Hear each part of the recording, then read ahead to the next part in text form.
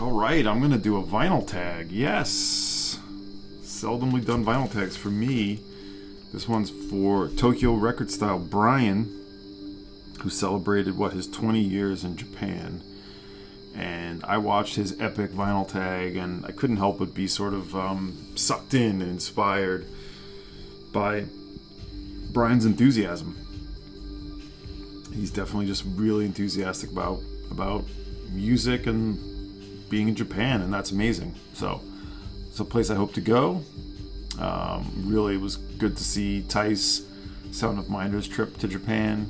They got to meet. It sounded like.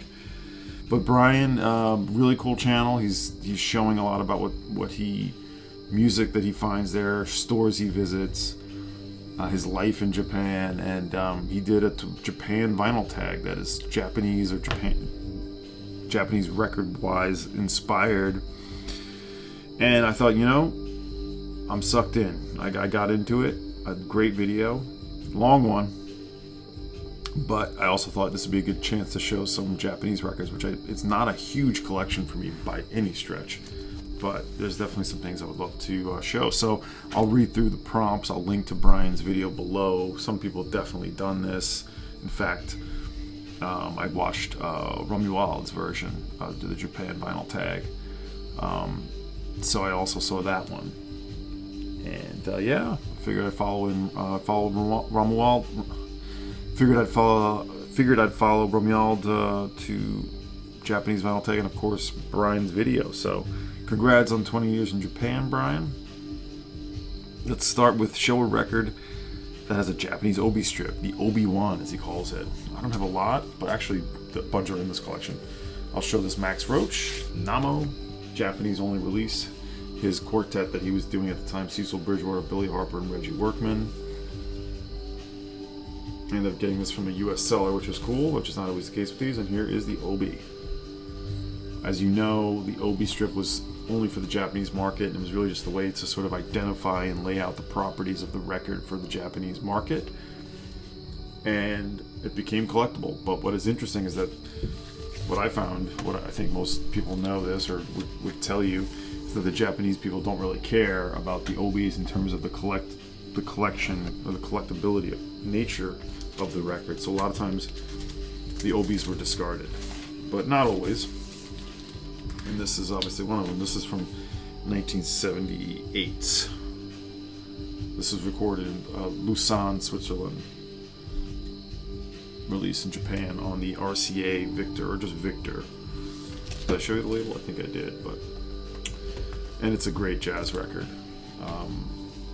Obviously, this was when Max was doing the Boom stuff, where he was still involved with that, but wonderful jazz record. So that's my Obi One.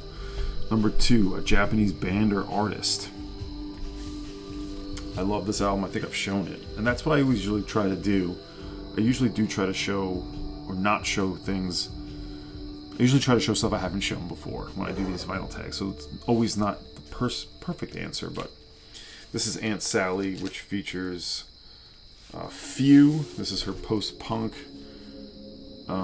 Japanese industrial group. This is the 1984 second pressing, which is still pretty rare on, is it Press Records? The Joystick label. Yeah, it's from 1984, but it's originally from 1979. It's a rare record originally, but this one wasn't easy to get either. It does have the Japanese insert, and this one does have the Obi 2. I love the Aunt Sally album. Great Japanese post-punk band on this label. This is just a Japanese band or artist. That is the category here. Aunt Sally. Few would go on to make many records, including still making records, doing more experimental stuff with her voice. That voice hardcore album I really enjoy. And always doing something a little different. She's, you might say like a Laurie Anderson, but definitely more on the avant-garde side. And this was her post-punk band. And this Obi is sort of interesting too. It doesn't really give you all of the detail, but that is indeed the Obi you get here. as I struggle to put this away. You know, when you show all these records and you take everything out of the plastic and you got to put them away after you're done, it ends up being quite a task, you know. So I'm like, I'll try to do it in the video, but here we are, Aunt Sally.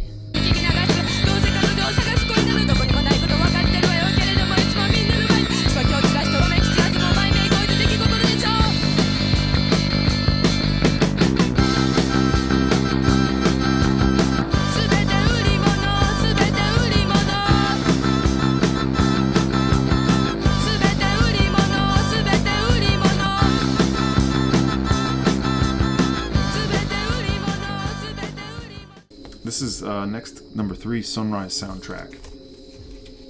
We're listening to Casino vs. Japan. Very much an album I played in the morning and feels like the sun rising. This is on the Car Park label from 2002.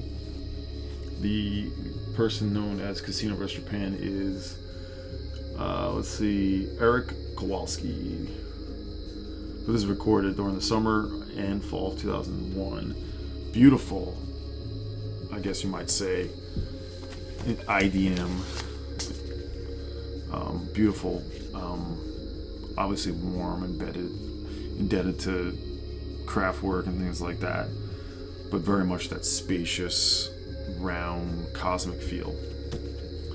This is called Whole Numbers Play the Basics. I discovered this album with other music at that time.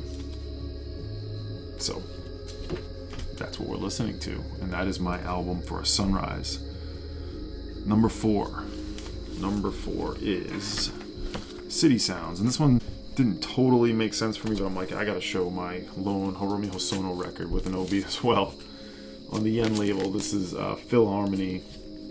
This is the one that always made sense, or not made sense, but stuck out to me. Was that song Sports Life? Really catchy song. I want to play this again, but it does have that Japanese city sound on the Yen label. You know, these are easy to find in Japan from what Brian has said at Hosono's records, but getting harder and getting a little more expensive. I think obviously the word's out that the globe is looking for Hosono records. I first sort of, watching Derek Higgins years and years ago, I remember him talking about Hosono, and he still does, like, all the time. That was my sort of introduction to Hosono. This is a great album. Fun. I mean, it's definitely sort of like a, post-disco, minimal, new, like sort of synth pop. Just a really cool, very unique sound. No one else quite sounds like Hosono, when these records are fun. That's what I got to say. Next one is Zen Listening. Show a record that quiets your mind. This could be so many things, but I wanted to play this one again anyway. I got this sometime last year. Replaced my reissue of Servius Goloen. This features members of Tangerine Dream, Walter Westrup and Woodhauser. Carl Schultz is on this, and Goloen doing sort of a sort of voice in the sky, sort of like emceeing, or sort of just doing mantras and things over the beautiful like German New Age krautrock sounds on this. This is the original pressing on Die Komisch Courier.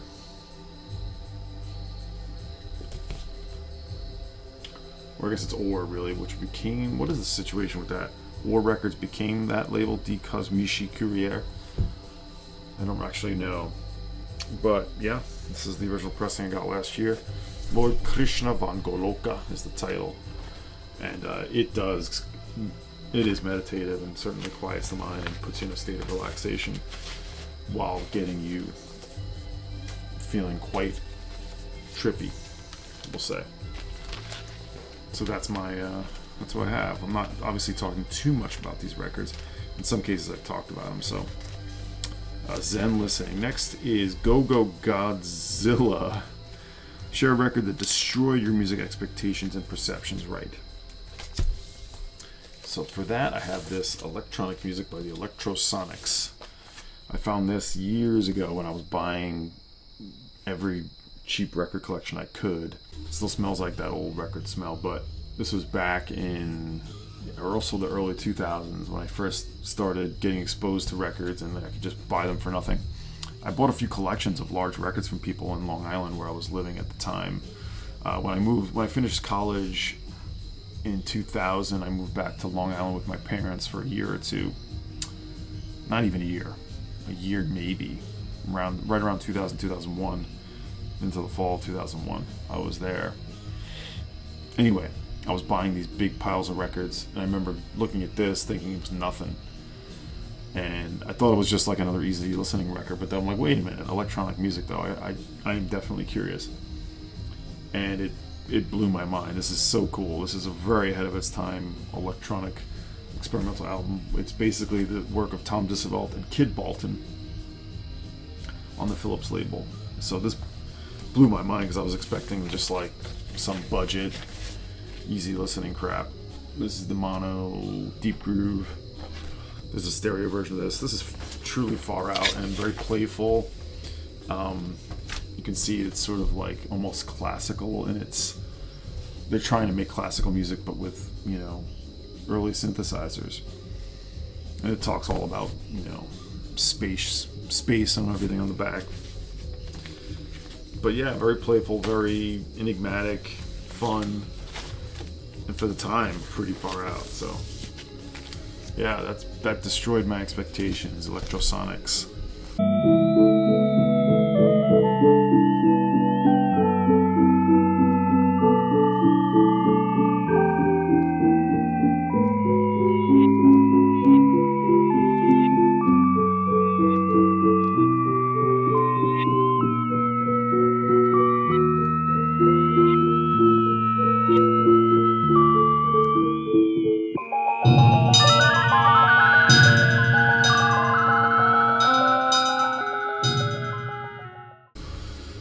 Ahead of its time. I don't know. This is what I felt like playing in this moment or showing in this moment. A band way ahead of its time because I've been playing this record a lot lately. Signals, Calls, and Marches by Mission of Burma still sounds fresh. Still sounds like nothing else. And this is their famous 6-track EP with This Is Not a Photograph, That's When I Reach for My Revolver, Outlaw. This is like absolutely essential stuff. Does not have Academy Fight Song, that's on one of the singles, but this is from 1981, of course out of Boston. It's on the Ace label.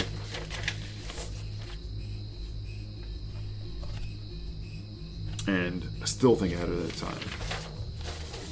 Just the way they all sang, Peter Prescott sang, Roger Miller sang, Clint Conley sang. I mean, they all sang. And they just merged avant-garde and punk and indie rock. I mean, just to its own thing. They just sound so alive on this record. And I think ahead of its time. Definitely ahead of its time.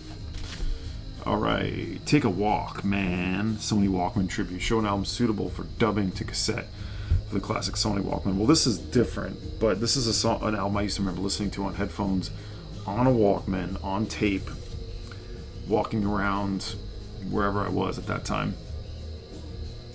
And then years later I would do it here and there once I had like an iPod. Yes, an iPod. And I had the MP3s, and I remember walking down around Brooklyn listening to this again like I was a kid. I was throwing back to when I was a kid in my teens. I'm talking about Let It Be by The Replacements. I finally got this in a collection I bought a couple of years ago now. I just did not want to pay for it, so I had half the Replacements records, and this is one you have to. This is probably the one that costs the most now. But there's lots of these pressed. You shouldn't have to spend much. Maybe the prices come down a bit, but this is up near $100 now. Anyway, this has still got that original shrink. I don't think it's on Twin Tone Records. I thought there was an insert or an inner sleeve. This one doesn't have it, but we all know this record. It's known as their most famous album. It's probably my favorite Replacements record, and I used to just walk around listening to this, just examining life, examining people you're seeing, and I don't know. It was a good album to walk around to. The Replacements, Let It Be from 1984. Bullet Train. Now this one kind of looks like he's on a train, but he looks like he's more like in inner space. Patrick Vian. Bruit et temps analogue. Noise and analog time, right? Here he is, Patrick Vian, the French synthesist. This is from 1976 on the Egg label. This is certainly, you know, a little bit of prog, and just, you know, sort of like a bit grating electronic music, but definitely feels like you're flying through space, or perhaps flying down the train tracks. But we have a band here with Bernard Laval, Georges Granier, Mino Sinelu, and Patrick Vian. Vian is playing the Moog, the ARP, the Moog sequencer, and piano. And this is a very far out cosmic record. I don't remember where I found this one. I don't know if I've ever shown it, but flying down the train tracks. That's my record for Bullet Train. Okay. Lost in Translation. Share a record that takes you to a different world. Let's go with Interdimensional Music. Yeah. Iasos. It's another cool find. I found this in a dollar bin. That was fun. But there's a few different pressings of this. This is on the Unity label from 1978. There it is. The gold Unity label. The Greek New Age composer is one of the early real people doing New Age music, but it's not like the New Age you think. It's more like the New Age that just sounds like sort of cosmic psychedelic. Iasos, Interdimensional Music. This is like the second press from 78. This is like a 76 press too, so beautiful music, just beautiful. I may have to take this out of the shrink. It's bending the sleeve. I don't like that. Anyway, I just have to flip the record, but let's take this out of the shrink real quick, Brian. I'm not against taking the shrink off, especially if it's bending the sleeve. So now, that does look much nicer. Interdimensional Music by Iasos on the Unity label, 1970. I think originally 76 or 77.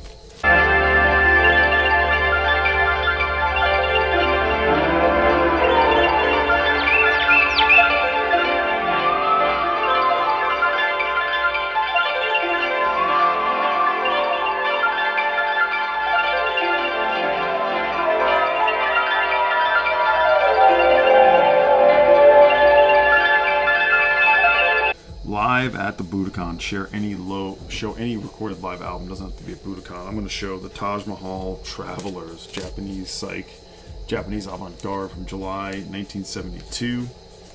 This album was recorded live. This is the Etats Unis reissue. This and the other one are pretty rare. This is the one that's a little bit cheaper, a little bit less than the purple cover of Taj Mahal Travelers. Nothing to do with Taj Mahal, but very much freeform, out there, psychedelic avant-garde from Japan. Don Cherry famously did some unreleased sessions with them. Takehisa Kosugi is sort of the leader. There's that solo record called Catch Wave that I have. That's beautiful. Electric violin, echo machine, radio frequency oscillators and receivers. It's a big band. It's like 7-8 people. You have electric contrabass, santur, harmonica, sheet iron, echo machine. So they're definitely playing with almost like found sound and non-traditional instruments. Trumpet, audio oscillators, electric guitar, voice. It is kind of instrumental, but this is a nice pressing actually. I do enjoy this version, but this is just called live July 15th, 1972, and no titles really to the tracks either. Just complete freeform avant-garde. Not at Budokan, but that is live. Vinyl Bar DJ. This was sort of a left field pick. The Vinyl Bar is, and Brian, you have to watch his video, but he talks all about almost getting thrown out of this one bar because in Japan there's these vinyl listening bars where you go and you just listen. There's no talking really, And most importantly, as Brian will tell you, no pictures. But they just sit and they play a record and everyone listens to it. What would you pick for that is the question. I'm going to pick, this is a little left field, but the group 1850, Ajimo's Trip to Mother Earth. This is probably a far out pick for that. Probably one that doesn't make as much sense. I'm guessing the vinyl bar. I don't know if it makes... It seems like that you're listening to stuff that's a little more sort of like heady or singer-songwriter or like intense or very much like an album, like something to take in like an album. And this one is.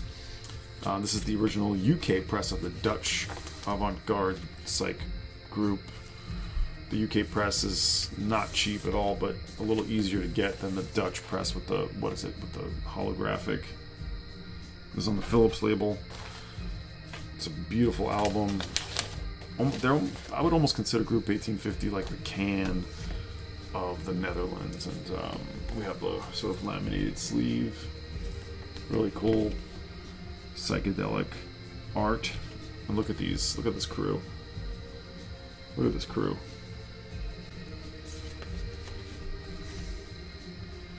I really want to hang out with these people. Anyway.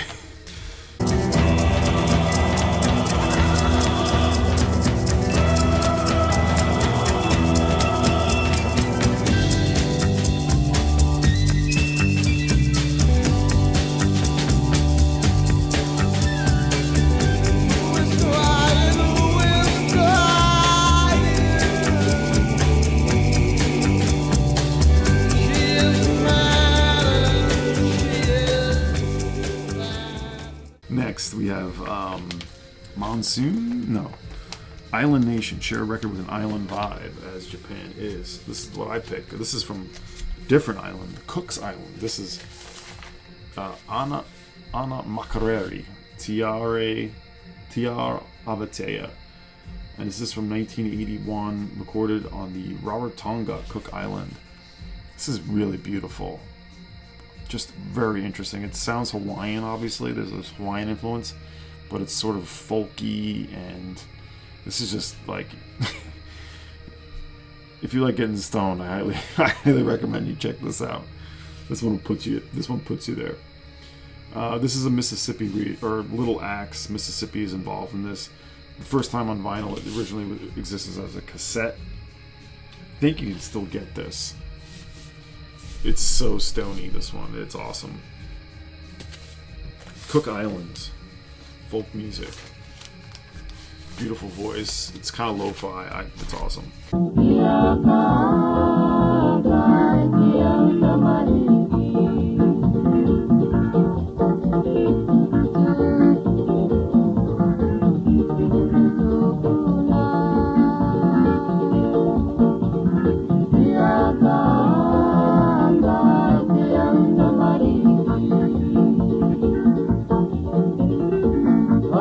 We have Monsoon Season, share a record for a rainy day. This one came to mind right away. Rain and Snow. The Illusion Suite by the Stanley Cowell Trio. Stanley Cowell, Stanley Clarke, and Jimmy Hops. Beautiful. It just feels like the rain happening. On ECM 1973, this is the US pressing. Recorded 1972 in New York. This awesome cover here of Stanley Cowell. Illusion Suite. Not a nice cover, but the record's beautiful, so I love it. Rain or Snow, Stanley Cowell Trio. Let's see. Wabi Sabi, show a record that's imperfectly perfect. I'm going to go into my New Zealand collection and talk about Peter Jeffries. I'm a big fan of Peter Jeffries. He was in This Kind of Punishment. This is the last great challenge in A Dull World. And he's kind of, you might say, going for a bit of a Nick Cave. He's doing a lot of piano ballads, but dark ballads. This is the original insert. This is the US Ajax Records issue, which I forget where it was in New Zealand, but this is the US pressing, the original US pressing. There was a US pressing, 1991. Bruce Russell and Alistair Galebrath are on this. Of course, Bruce Russell And it's Michael Morley. Yep, Michael Morley too. Both of them from Dead Sea. And anyway, but it's really about Peter Jeffries. The song On an Unknown Beach is sort of, the piano on it almost sounds like really like damaged, like the piano needs a tuning, and his voice is just mesmerizing. But it is not a beautiful album. It's an imperfect album. It's got its problems, but in those problems, this is the idea. You wouldn't want it any other way. This is how it's supposed to be. And so there's just a lot of like, it's not a neat album. It's a sort of like, it's not perfected, but I love his music. I love his songs. Peter Jeffries on this one. Last Great Challenge, In a Dull World. Okay, we're talking about Few on this next one again. Oh no. This one is all about packaging, and this is a pretty new record in my collection. This is about Origami Me. Show a record with intricate or interesting packaging. I'm going to show this Holostrana Kiev, the Gambrel roof, and it's essentially, maybe intricate is not the right word, but it's definitely different. It's a record which just comes with this wood etching, wood board. And the whole sleeve is on this wood. 247 out of 250, 250 copies of Holostrana. This is Stephen R. Smith, his band, doing sort of gothic folk music, sort of traditional folk music. He's an interesting character, Stephen R. Smith. And it comes with this really textured lyric booklet.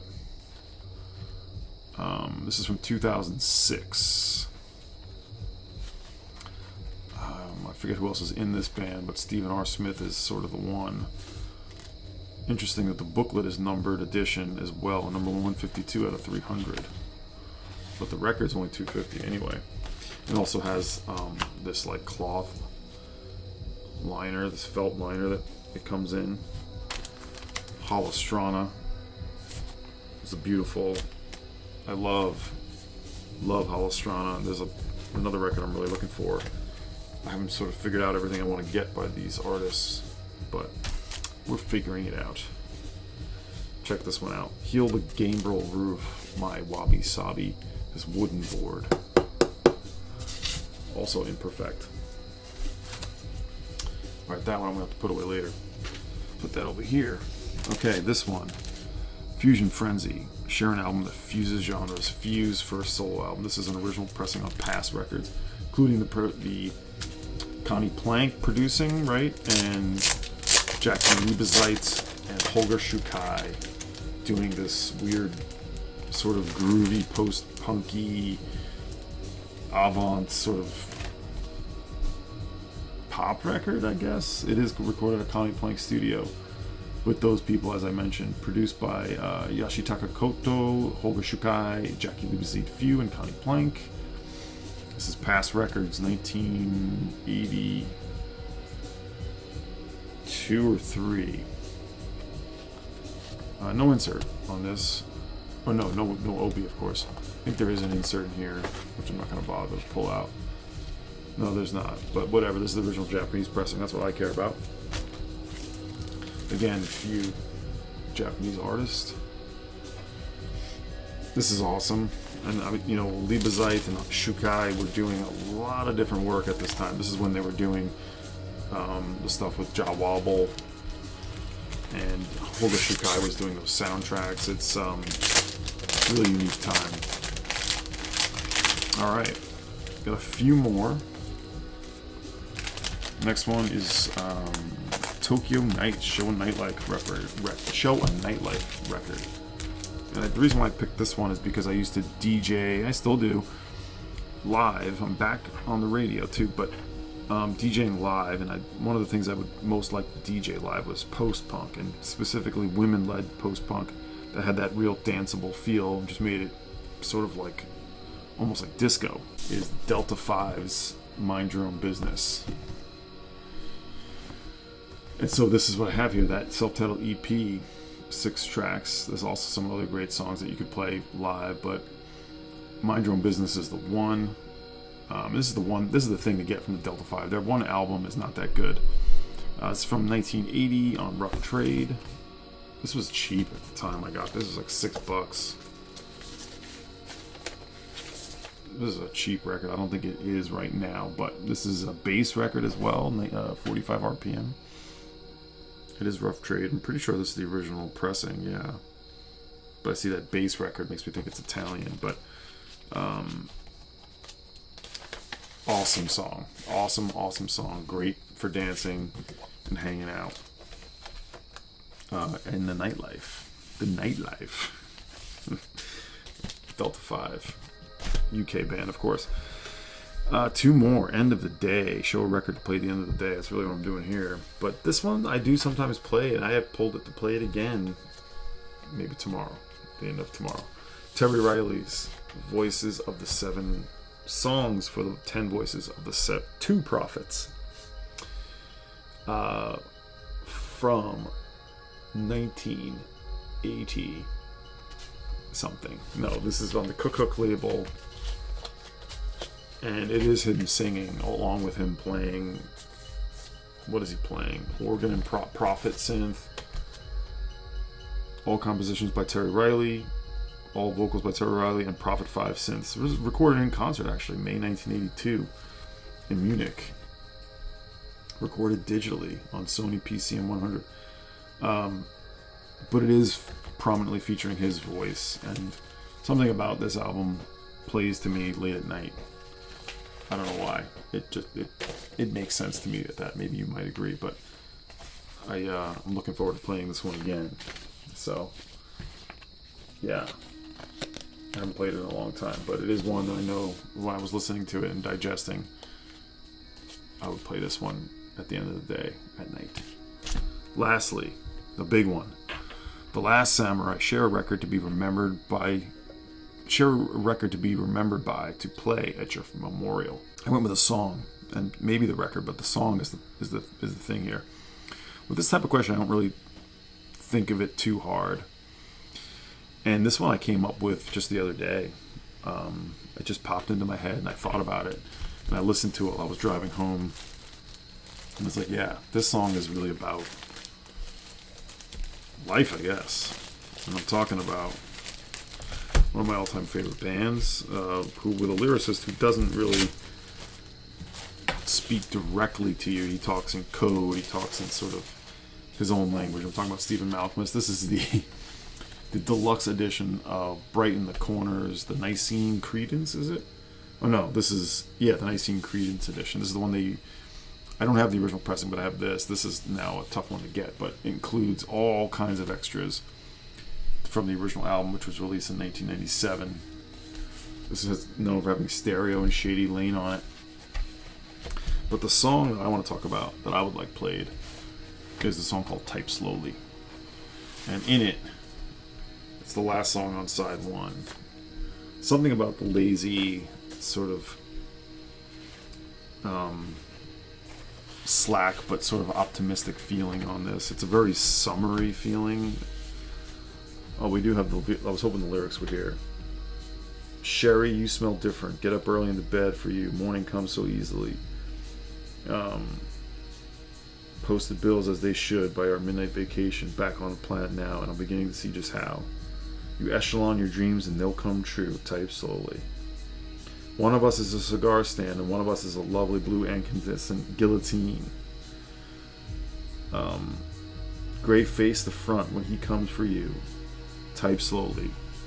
Cherish your memorized weaknesses. Yeah, I was driving home listening to that song and I was just sort of really taking in the moment. Seeing a weirdo walking by making a strange face, seeing the strange signals that a bicyclist was doing with their hands as they were turning.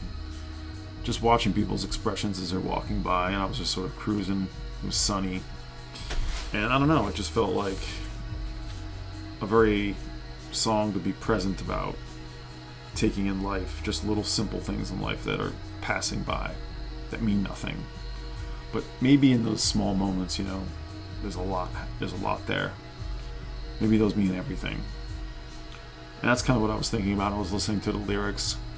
Something about type slowly, maybe saying, you know, take life slowly, type slowly, don't rush through things, right? Be present. That's something I'm always trying to do these days. That's kind of why we listen to records, isn't it? Because we want to be present in listening and taking our time with these things, even though we buy too many of them and they overwhelm us and we forget what the hell we're listening to. But yeah, I'll go with Type Slowly by Pavement from the wonderful Brighten the Corners. Pavement never made a bad song, if you ask me, or an album. This one, yeah, I mean, it definitely, they were trying to have some radio songs on this again, but there's some really cool moments, and Type Slowly is one of them. And yeah, this is a 4 LP. All the outtakes on this are great. If you can still find this, I highly recommend it. Or just get the regular album. But Type Slowly by Pavement. Play that at my service, my memorial, my funeral. Alright, Brian, Tokyo Record Style. I'll link again to his video below. I tried to be as concise as I could. I think this was a pretty long video for me too, but really fun doing the Japanese vinyl tag. Glad to see Brian in the vinyl community and connect about all things Japan. So hope you enjoyed all that, and I'll talk to you soon. Cherry smell different. Get up early in the bed. For you morning comes so easy.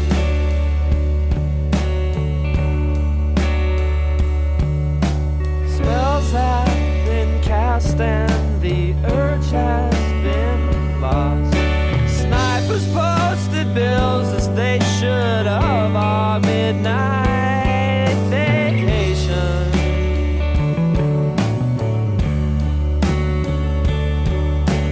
Back on the planet now, I'm beginning to see just how. Echelon your dreams and they'll come true. Type